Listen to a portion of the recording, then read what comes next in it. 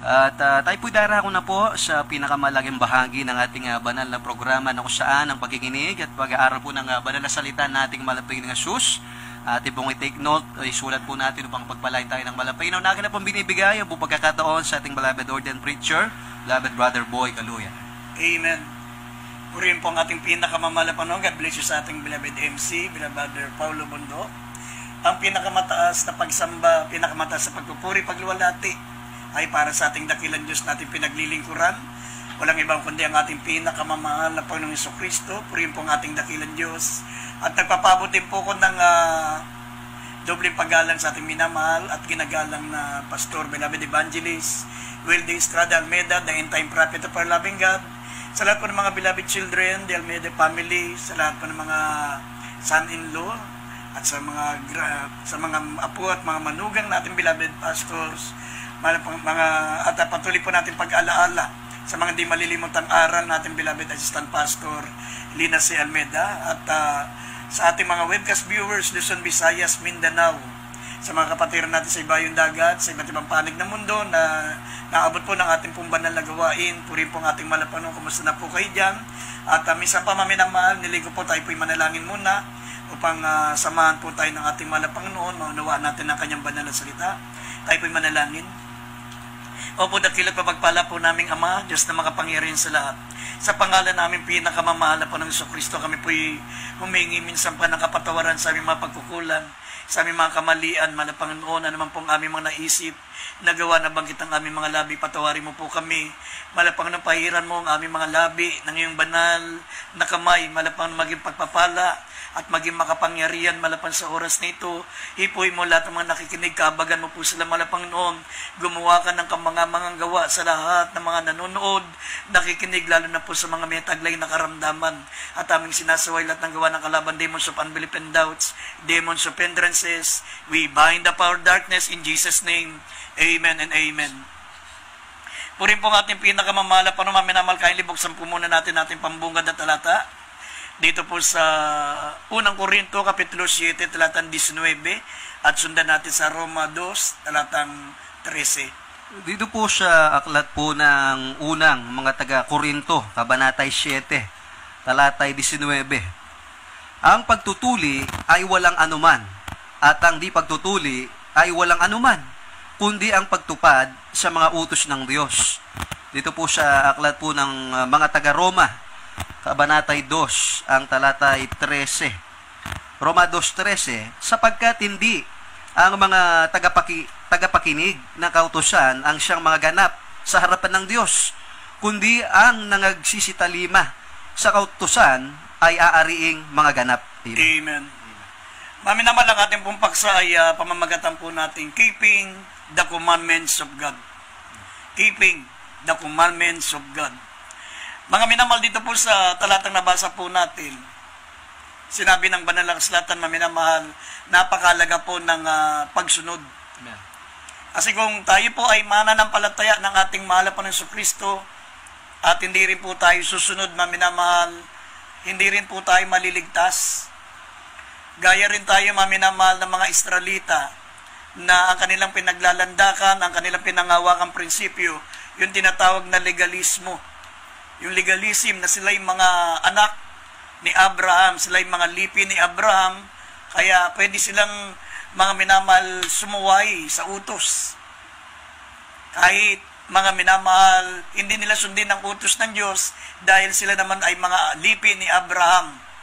Kaya binanggit dito sa banal na kasulatan, mga minamahal, ang pagtutuli ay walang anuman at ang hindi pagtutuli ay walang anuman, kundi ang pagtupad sa utos ng Diyos. Kasi ang mga Israelita, mga minamahal, yung kanilang pagiging tuli, yung pagiging circumcised, ang kanilang basihan na sila'y maliligtas. Na ito po'y mga minamahal tatak na sila'y galing sa lipi ni Abraham.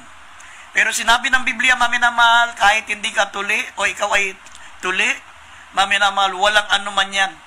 Ang importante ay ang pagtupad sa utos ng Diyos. Dahil sinabi po rito, mga minamahal, sapagkat hindi ang mga tagapakinig ng kautusan ang siyang magiging ganap sa harapan ng Diyos, kundi ang mga nagsisitalima sa kautusan ay aariing ganap.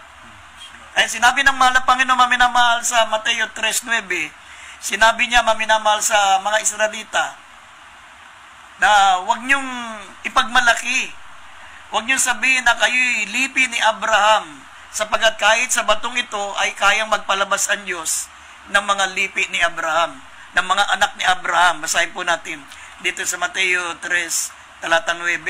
Basahin po natin sandali. Dito po sa aklat po ng Mateo, Kabanatay 3, talatang 9.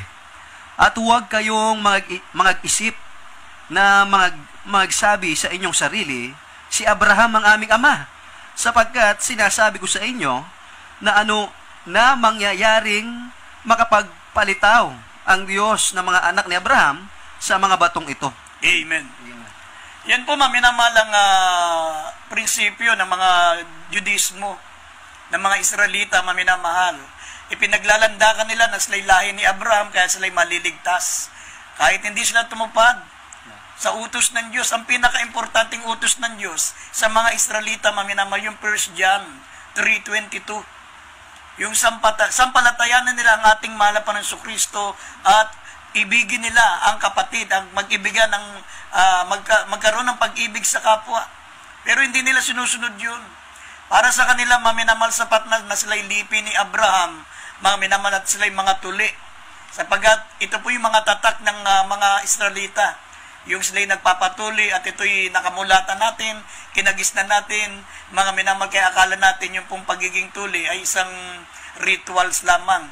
Pero ang totoo niyan, maminamahal, kaya nauso po yung tinutukoy na circumcise and uncircumcised. Ito po dahil po, maminamahal, sa mga Israelita, dahil kay Abraham, ito'y tatak ng kanilang pagiging lahi ni Abraham, tatak ito ng pagiging Israelita o pagiging Hudyo, maminamahal.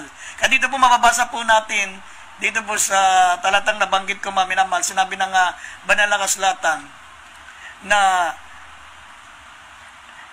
sabi dito sa nabasa po natin dito sa Mateo kapitulo 3 talatang 9 na hindi, maminamahal, sabi na kahit sa batong ito'y makapaglalabas ang Diyos, maminamahal, ng mga lipi ni Abraham. Kaya huwag nilang ipagmalaki na sila ay lahi ni Abraham. Kung mababasa natin ang 1 John 3:22, ang pinakadakilang utos, ang pinaka-importanting utos, maminamahal, sa mga Israelita, sampalatayanan nila ang ating mahal na Panginoong Jesucristo, pero hindi nila sinampalatayanan. Basahin po natin sandali ito, isingit natin.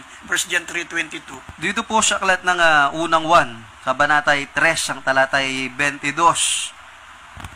Sabi dito, at anumang ating hingin ay tinatanggap natin sa Kanya, sapagkat tinutupad natin ang Kanyang mga utos at ginagawa natin ang mga bagay na kalugod-lugod sa Kanyang paningin. 23. Sunod sa 23. Dito sa 23, tuloy pong basa, 23, talatang 23. At ito ang Kanyang utos na manampalataya tayo sa pangalan ng Kanyang anak na si Jesucristo at tayo'y mga ibigan ayon sa ibinigay niyang utos sa atin. Amen. Yan po yung napaka-importanting utos. Sabi, maminamahal, na tayo po ay pinakikinggan ng Diyos sa ating mga panalangin sapagkat tinutupad natin ang Kanyang utos. At ito ang Kanyang utos na manampalataya tayo sa pangalan ng Kanyang anak na si Jesucristo at tayo'y mga ibigan ayon sa ibinigay niyang utos sa atin. Pero ito po hindi sinusunod ng Israelita. Hanggang ngayon, ayaw nilang maniwala sa mahal na Panginoong Jesucristo. Hanggang ngayon, naghihintay sila ng Mesiyas. Kaya nga, ang kanilang pinalalandakan, mga minamahal, na sila'y ligtas sapagkat galing sila sa lipi ni Abraham. Sila po ay lahi ni Abraham, pero sinabi ng mahal na Panginoon, kahit sa batong ito, ay pwedeng magpalabas ang Diyos sa mga lahi ni Abraham. Ganon din sa atin, maminamahal. Huwag nating ipalandakan na tayo po'y nasa katotohanan. Huwag nating ipalandakan na tayo po'y nandito sa ministeryo ito. Ang ating pastor ay tunay na lingkod ng Diyos. Ang ating iglesia ay tunay na iglesia ng Diyos. Lumalaki pa mga himala, mga signs and wonders, mga minamahal. Ang doktrina ay totoo. Ang ating pong itinuturo na ating beloved pastor ay full gospel. Sinusunod ang holiness. Sinusunod po, maminamahal, tinuturo po ang righteousness. Tinuturo po, maminamahal, ang fear of God. Walang bawas, walang kulang. Itinuturo ang banal na ebanghelyo. Pero huwag mong ipalandakan na ikaw ay nasa Jesus Miracle Crusade na ligtas ka na. Dahil kung hindi natin susundin ang utos ng mahal na Panginoon, hindi rin tayo maliligtas. Gaya ng sinabi ng Roma 2:13, sapagkat hindi ang mga tagapakinig ng kautusan ng siyang aariing ganap sa harapan ng Diyos, kundi ang mga nagsistalima sa kautusan ang aariing ganap. At sabi ng Roma, Kapitulo 6, talatang 15, tayo ba'y naligtas sa biyaya kung kaya tayo po'y magpapatuloy na sa kasalanan? Dahil sa tayo naligtas sa biyaya? Totoo po na ngayon na tayo po'y nasa dispensation of grace. Naligtas tayo sa pamagitan ng biyaya. Naligtas tayo sa biyaya sa pamagitan ng pananampalataya. At hindi sa gawa sa ating sarili. Kundi sa pananampalataya, kaya wala tayong dapat ipagmapuri. Pero hindi nangangahulugan na tayo po, maminamahal, ay naligtas sa biyaya upang tayo po ay lumabag na sa utos ng Diyos. Na tayo po hindi na sumunod sa utos ng Diyos. Sabi ng Roma 6, talatang 15, sabi diyan, maminamal, magpapatuloy ba tayo sa kasalanan? Dahil naligtas na tayo sa biyaya. Ano yung kasalanan? Ang kasalanan ay yung pong paglabag natin sa kautusan ng Diyos. Yan pong ibig sabihin ng kasalanan. Dito po, mababasa po natin Roma 6:15 at dito po sa 1 John chapter 3 verse 4, ang kasalanan ay ang pagsalangsang sa kautusan. Kaya kung tayo sumasalangsang, maminamal, ibig sabihin, nagkakasala tayo. Kaya nga, maminamahal, tayo ba ay magkakasala dahil naligtas na lang tayo sa biyaya? Sabi ng Biblia, wag nawang mangyari. Basahin po natin yung 2 talata na yan. Dito po sa aklat po ng mga taga-Roma, kabanata po 6, ang talata ay 15 hanggang 16. Ano nga? Magkakasala ba baga tayo dahil sa tayo'y wala sa ilalim ng kautusan? Kundi sa ilalim ng biyaya, huwag nawang mangyari. Talatang 16, hindi baga ninyo nalalaman na kung kanino ninyo inihahandog ang inyong mga sarili na pinakaalipin upang tumalima, ay kayo'y mga alipin niyaong inyong tinatalima, maging ng kasalanan sa ikamamatay, at maging ng pagtalima sa ikapagiging matuwid. Dito po sa aklat po ng unang 1, kabanatay 3, talatang 4, ang sino mang gumagawa ng kasalanan ay sumasalangsang din naman sa kautusan. At ang kasalanan ay ang pagsalangsang sa kautusan. Amen. Yan po, maminamahal lang sabi ng banal na akslatan. Kaya napaka-importante ang pagsunod. Kahit ilang beses kang magpatuli, kung hindi ka naman sumusunod, gaya ng Israelita, maminamahal, sapagkat ang sabi ang pagtanggap ng circumcision ay mga minamahal, kinakailangan tumubad sa kautusan. Yung hindi tuli at yung tuli ay walang kabuluhan. Ang importante ay ang pagtupad natin sa kautusan ng ating mahal na Panginoon. Kaya nga dito po, maminamahal, what is the proper attitude toward commandments? Ano po, maminamahal, yung pong tama nating dapat ikilos o dapat, maminamahal, ipamuhay sa pagsunod sa kautusan. Ano ang dapat nating maging ugali sa pagsunod sa kautusan? Huwag tayong gumaya, maminamal, sa mga Israelita. Sila po, maminamal, ay sumusunod sila because of legalism. Yung legalismo, yung palibasa, maminamal, sila po yung mga anak daw ni Abraham. Sila yung mga Israelita, kaya nga sila ang maliligtas. Kaya kahit hindi nila sundin, lalo na yung utos ng mahal na Panginoon, sa 1 John chapter 3 verse 23, ang pananampalataya kay Kristo. Kahit ayaw nilang sundin yan. Katunayan, mga minamahal, sa Israel ngayon, mayroon silang bagong panukala doon na bawal na po ibahagi ang ebanghelyo. Bawal nang ipatotoo si Kristo. Bawal, mga minamahal, pag-usapan ang patungkol sa ating pinakamamahal na Panginoong Kristo. Kita mo, ganyan yung mga Israelita, mga minamahal, hanggang sa panahon natin ngayon. Pero sumusunod sila, mga minamahal, sa 5 utos ni Moses. Yung 5 books of Moses, yung Pentateuch, yung Torah. Sinusunod nila yun, maminamahal, pero hindi sila, mga minamahal, naniniwala sa ating pinakamamahal na Panginoong Kristo. Kaya sinabi ng banal na akslatan, kung hindi ka sumasampalataya sa ating pinakamamahal na Panginoong Kristo, hindi ka magiging ariing ganap. Hindi ka rin magiging ganap sa pamagitan ng pagsunod mo rin sa kautusan, pero hindi ka sumasampalataya sa mahal na Panginoong Kristo. Baliwala din po yung katulad ng ipinaglalandakan ng mga Israelita na sila po ay mga legal na mga lipi ni Abraham. sa laman. Sila ay mga lahi ni Abraham, galing sila sa lipi ni Abraham, sila po ay chosen people of God, sila po maminamal ay lahi ng Diyos, yun ang kanilang pangangatwiran, kaya sila ay maliligtas kahit hindi na sila naniwala na ang ating mahal na Panginoong Kristo maminamahal ang siyang Mesiyas. Kaya kung mababasa po natin sa Galatia 2:16, sabi po rito, hindi tayo aariing ganap sa pamagitan naman ng pagsunod sa kautusan, kundi mga minamahal sa pananampalataya, di naman sa ating mahal na Panginoong Kristo. Basahin po natin. Galatia 2:16.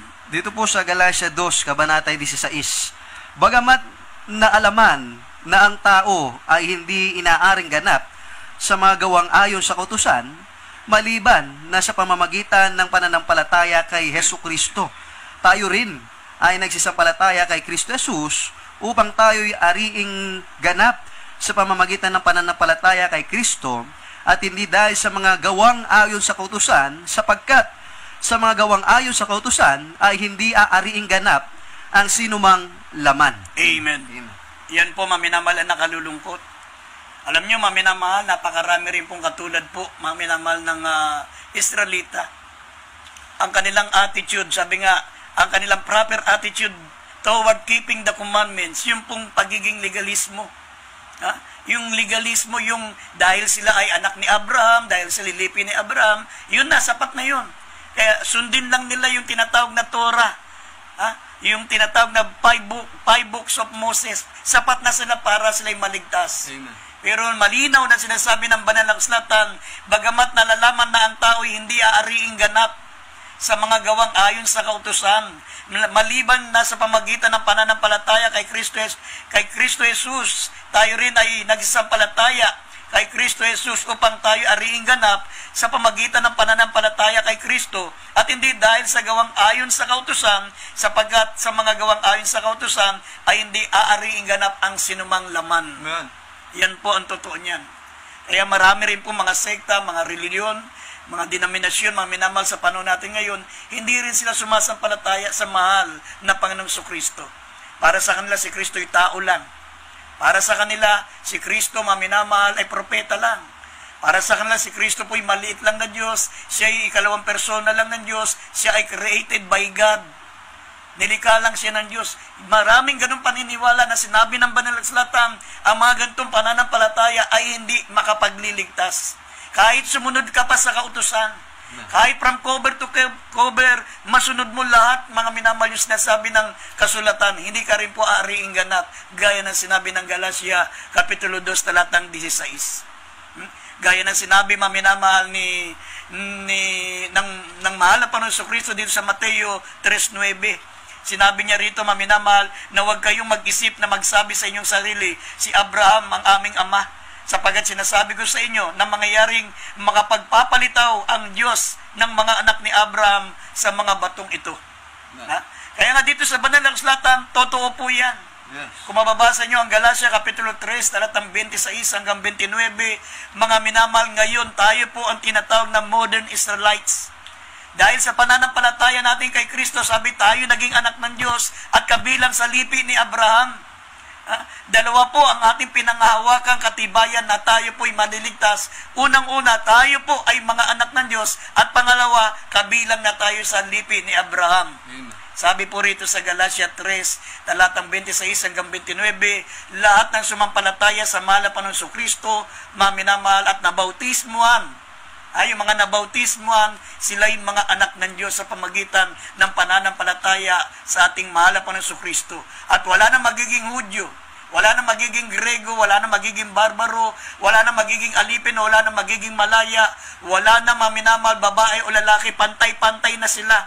Pantay na tayo. Tayo'y lipi ni Abraham, tayo'y lahi ni Abraham, at kung tayo ay lahi ni Abraham, tagapagmana rin tayo ng pangako ng Diyos, gaya ng ipinangako ng mahal na Panginoon kay Amang Abraham.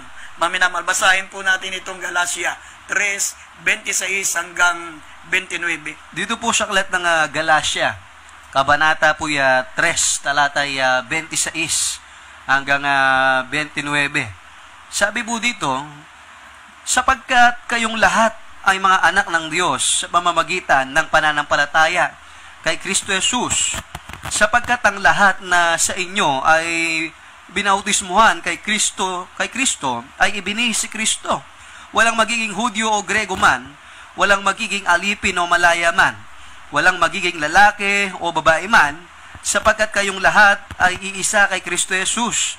Talatang 29, at kung kayo'y kay Kristo, kayo nga ay binhi ni Abraham at mga tagapagmana ayon sa pangako. Amen. Yan po, maminamahal. Yan po yung sinasabi ng mahal na Panginoon para sa mga Israelita na huwag nilang ipaglandakan na sila ay mga lipi ni Abraham. Huwag kayong mag-isip at magsabi sa inyong sarili na si Abraham ang aming ama, sapagkat sinasabi ko sa inyo, mangyayaring makapagpapalitaw ang Diyos ng mga anak ni Abraham sa batong ito. At iyan na po ay nangyari.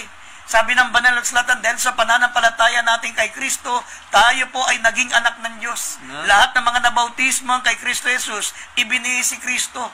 Ibinihis natin yung kanyang katwiran, yung kanyang kabanalan. Ibinihis natin yung pagiging anak ng Diyos. At ang sabi, wala nang mga magiging babae, lalaki, pantay-pantay na po. Hindi katulad noon, mas mababa ang uri, mga minamal ng babae. Wala nang magiging malaya, wala nang magiging alipin, wala nang Grego, wala nang Hudyo, wala nang, wala nang barbaro, kundi lahat, mga minamahal, ay sumampalataya kay Kristo. Kaya silang lahat, mga minamahal, ay tagapagmana ayon sa pangako. Sila ay mga binhi ni Abraham at tagapagmana ayon sa pangako ng Diyos. Yan po sinasabi ng Banal na Kasulatan. Kaya nga yung mga hindi naniniwala sa mahal na Panginoon Kristo, mga minamahal, huwag niyong ipagmalaki na kayo'y ang inyong simbahan ay nakasulat sa Biblia. Huwag niyong ipagmalaki, mga minamahal, ang inyong simbahan ay binabanggit sa kataga sa Biblia. Ang daling magpangalan lang ng simbahan na ipapangalan natin sa nakasulat sa Biblia. Pero ang pinag-uusapan po dito, sumasampalataya ka ba kay Kristo? Ang pinag-uusapan dito, ikaw ba'y anak ng Diyos? Sabi ng Banal na Kasulatan, kung hindi ka sumasampalataya sa mahal na Panginoon Kristo, imposible ka maging anak ng Diyos. Kahit ikaw po ay may katungkulan sa inyong simbahan, kahit ikaw po ay obispo, kahit ikaw po maminamal ay diakono, kahit ikaw po ay ministro, kahit ikaw na ang CEO, anang yung simbahan, hindi ka pa rin po anak ng Diyos. Nasa John chapter 1 verse 12. Ang binibigyan lang ng kapangyarihan ng Diyos na maging anak ng Diyos, yung sumasampalataya sa mahal na Panginoong Kristo, yung tinatanggap ang ating mahal na Panginoong Kristo na siya'y Diyos, na siya ang creator, siya ang gumawa ng langit at lupa. Siya ang dumika ng bagay na mga narito sa mundo, maminamahal. Creator, gaya ng sinabi ng John chapter 1 verse 1, verse 3, verse 10, hanggang 11, hanggang 12, sabi diyan, maminamahal, ang ating mahal na Panginoon Kristo, siya po ay creator. Ang sanlibutan ay wala kung wala siya. Sabi, in the beginning was the Word, and the Word was with God, and the Word was God. Kung wala siya, ay wala ang sanlibutan ito. Sabi ng verse 10, maminamahal, and verse 11, naparito siya sa sariling kanya. Kanya itong sanlibutan, siya ang gumawa nito, pero hindi siya tinanggap ng sariling kanya. Amen.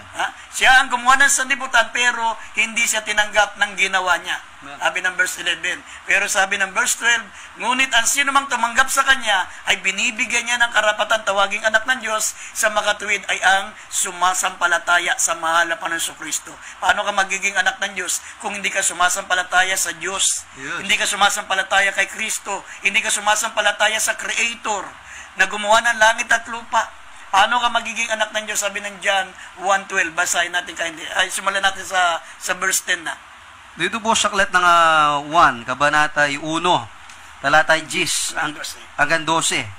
Siya'y nasa sanglibutan at ang sanglibutan ay ginawa sa pamamagitan niya at hindi siya nakilala ng sanglibutan. Siya'y naparito sa sariling kanya at siya hindi tinanggap ng mga sariling kanya. Talatang 12. Datapwat ang lahat ng sa kanya ay nagsitanggap ay pinagkalooban niya sila ng karapatang maging mga anak ng Diyos sa mga tuwid bagay ang mga nagsisisampalataya sa kanyang pangalan. Amen. Yan po, maminamahal. Kaya isip-isipin po natin yan.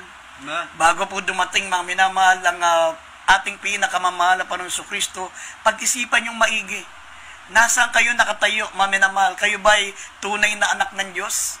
Humahawak kayo ng Banal na Kasulatan?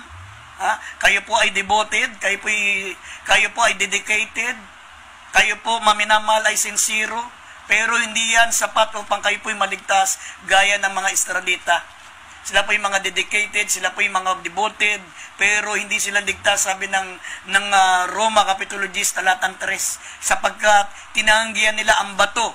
Maminamal ang ating mahal na Panginoong Kristo na sabi kapag sila'y sumampalataya, ang bato ay magiging saligan, magiging pundasyon ng pananampalataya. Pero ang batong ito, pag yung tinanggihan, mga minamal, ito ay magiging batong katitisuran.